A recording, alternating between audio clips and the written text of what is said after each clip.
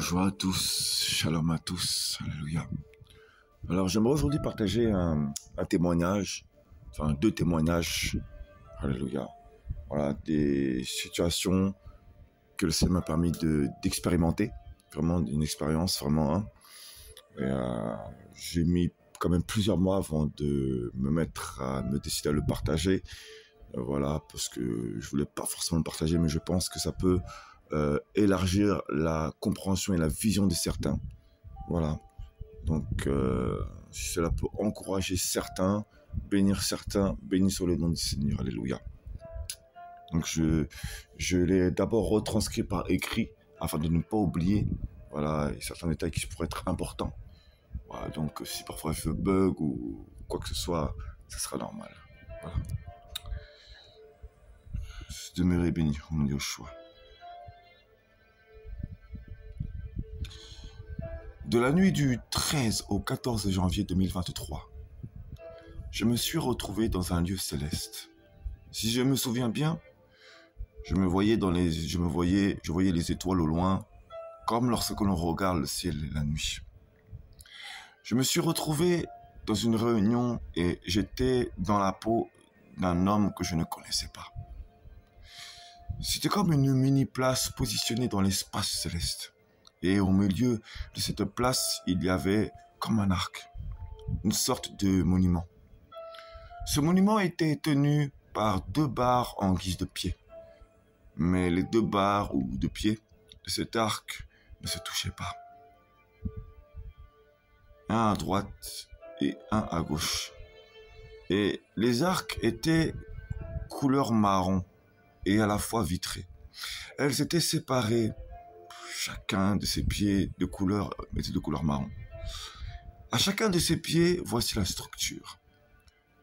Une barre, puis une vitre. Une barre, puis une vitre. Et ces barres étaient de cuivre ou de bois. Je n'ai pas tout à fait le souvenir. Je ne sais pas comment bien expliquer. D'un coup, j'ai vu un homme lumineux. Géant. Il était fait comme avec de l'électricité. Je ne pourrais pas décrire avec efficacité, mais il brillait. Il ressemblait même à un personnage des comics. Et il était situé au milieu de cet arc. Il était vraiment géant. Et une voix m'a dit, c'est Chronos. Je connaissais son nom, mais je le voyais pour la première fois.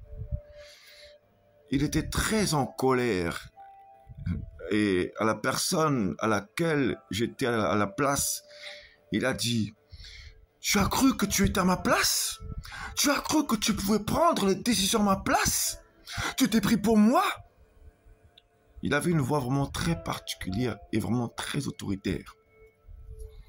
Me voyant à la place de cet homme, j'ai compris que c'était un jugement. Un tribunal auquel j'assistais dans le monde spirituel. Je tentais de me cacher dans le petit creux vitré du pied droit de cet arc, même si je savais que partout où je me cacherais dans cet endroit, il me voyait à cause de la hauteur de sa taille. Je savais que j'étais mort, car il avait juste à se baisser pour me saisir, et je ne pouvais pas l'esquiver, car il me voyait partout dans ce lieu. Il était tellement grand. Je tiens à préciser que Chronos est une divinité de la mythologie grecque, père de Zeus, traduit en latin par Deus et en français par Dieu. Le père également de Hadès, divinité du séjour des morts appelé également le Sheol, et père de Poséidon, divinité de la mer. Le mot temps dans les évangiles se traduit par le grec chronos. Donc, voir les références dans Matthieu chapitre 2, verset 27, Matthieu chapitre 2, verset 16, Matthieu chapitre 16, verset 25, Marc chapitre 2, verset 19, Marc chapitre 9, verset 21, Luc chapitre 1, verset 57, Luc chapitre 4, verset 5, etc. Il y en a d'autres encore. Voilà. Car il programme des temps humains pour accomplir ses projets dans les lieux célestes. Donc, je tiens à préciser que si je partage ceci, c'est afin d'encourager certaines âmes à prendre conscience qu'il y a vraiment un monde spirituel. Il y a des réunions qui se passent vraiment dans les lieux célestes, dans l'espace. Voilà, là où il y a les étoiles, les planètes. Voilà. Et c'est afin d'encourager donc les âmes à intercéder contre ces programmes, ces projets dans le spirituel. Voilà, tout simplement. Parce qu'il y a vraiment des choses qui se passent. Voilà. Donc le lendemain où j'ai reçu ce songe, j'avais rendez-vous avec le pasteur devenu prophète par l'homme dans l'assemblée appelée Amen, de la commune des Abbayes en Guadeloupe. Le prophète m'a donné rendez-vous depuis le dimanche passé, mais n'a pourtant pas assisté lui-même au rendez-vous. C'était un autre frère ainsi que 2 autres frères qui étaient avec lui qui me parlaient. Ils voulaient que je demande pardon à l'église ainsi qu'à leur prophète pour les avoir exposés sur les réseaux sociaux. Dès le début de l'entretien, le frère m'a dit « Tu allais mettre un coup de poing au pasteur. Toute l'église est témoin. » Dès le début, cet entretien était donc bâti sur des mensonges. Ils m'ont dit « Si tu ne demandes pas pardon à l'église, on ne te laissera pas rentrer. » Je leur ai répondu « Vous, premièrement, demandez pardon au Seigneur, car quand vous jeûnez, vous ne changez pas. Il y a toujours autant de corruption. Donc, vraiment, demandez pardon, vous au Seigneur, en premier, repentez-vous. Moi, je n'ai pas à demander pardon, alors que je vous ai averti plein de fois. Le dimanche qui a suivi, je suis retourné à l'église, puis arrivé à l'entrée, la porte, le frère en question m'attendait sur le côté et m'a bloqué l'accès. Il m'a repoussé pendant que je tentais de rentrer de force à l'intérieur du hall d'entrée de l'église et il a forcé. Puis leur prophète est venu et lui a dit « Ferme l'autre porte ».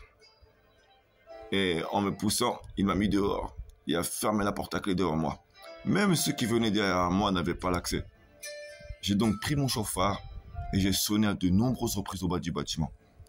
Alors je tiens à préciser que je partage ceci, ce n'est pas pour les exposer, c'est bon, c'est une histoire ancienne, mais ça fait partie du témoignage. Le Seigneur a créé cette situation parce que le Seigneur m'a fait vivre cette expérience parce qu'il savait que le lendemain j'avais rendez-vous là-bas. Voilà, je ne tiens pas à réexposer cette situation, c'est fini. Voilà, c'est un détail pour expliquer pourquoi il m'a fait vivre cette expérience. Gloire au Seigneur. Voilà. Donc ensuite, songe de la nuit du 26 au 27 janvier 2023. Je me suis retrouvé dans un lieu plein d'eau. J'ai vaguement vu une terre et une voix m'a dit « Ce lieu est un lieu dans lequel, dans le ciel, que les hommes, normalement, ne voient pas, mais il existe. » En observant comment était fait ce lieu, car j'allais vers le côté gauche de ce lieu, je me suis dit « Mais comment ce lieu peut-il exister alors qu'il y a déjà la terre? Comment elle peut être sur la terre, c'est-à-dire positionnée par-dessus la terre ?» Je voyais un lieu rempli d'eau et des chutes d'eau tombaient dans cette eau. Je me disais, c'est comme les chutes du Niagara, mais c'était beaucoup plus petit. Une chute était en face de moi, puis allant sur ma gauche, une autre chute y était, et des chutes tombaient dans cette eau. Le lieu était magnifique. Des chutes coulaient sur d'autres chutes, et je me disais, mais comment c'est possible? Je me disais, waouh, c'est magnifique. J'ai vu un drone et m'était procuré récemment un drone. Je me suis dit en le voyant, j'aurais dû prendre mon drone pour filmer ça. C'était un lieu où des chutes tombaient sur d'autres chutes. De la manière à laquelle c'était fait, cela devait être impossible. Il y avait des nuées, je pense liées à la vapeur de l'eau, et je me suis dit, mais il n'y a pas d'arc-en-ciel. Car de base, j'aime beaucoup voir des arcs-en-ciel. Donc, je tiens à préciser que lorsque j'ai vu ces lieux, la nuit durant mon sommeil, je tombais de manière fréquente dans la masturbation. Je comprends que lorsque nous combattons pour le trône de Yahweh, les combats sont si durs que nous tombons car nous sommes trahis. La faiblesse nous saisit, c'est alors qu'il nous montre des choses cachées que l'œil de l'homme n'a pas vues. Voilà, c'était donc vraiment un témoignage, une expérience que j'ai pu vivre. Béni soit Elohim, à lui revient toute la gloire. J'ai vraiment tenu à partager que je suis vraiment tombé fréquemment récurrent dans la masturbation. Et comme quoi, beaucoup de gens disent il faut être saint, sanctifié, jusqu'à fatiguer, jusqu'à suer, quoi. Non, il Il faut arrêter de croire tous ces hommes qui vous racontent des mensonges. Parce que beaucoup d'hommes aujourd'hui sont réputés et nous les idolâtrons inutilement. Parfois, il y a des âmes, vous savez même pas, ils souffrent, ils ont vécu des choses, même, je dirais même pas forcément terribles, mais des choses tellement, je dirais presque inhumaines. Le Seigneur leur a fait vivre des choses tellement magnifiques, tellement spirituelles. Ils vont pas le crier sur tous les toits. Donc cessez de suivre des hommes réputés et écoutez la voix du Seigneur. Vous allez mieux comprendre le cheminement et que ce qu'il a écrit dans les Actes des Apôtres, dans la Bible, c'est encore expérimentable. C'est encore des choses que nous pouvons expérimenter. C'est toujours d'actualité. Le Seigneur n'a pas changé. Il est le même. Alléluia. Donc,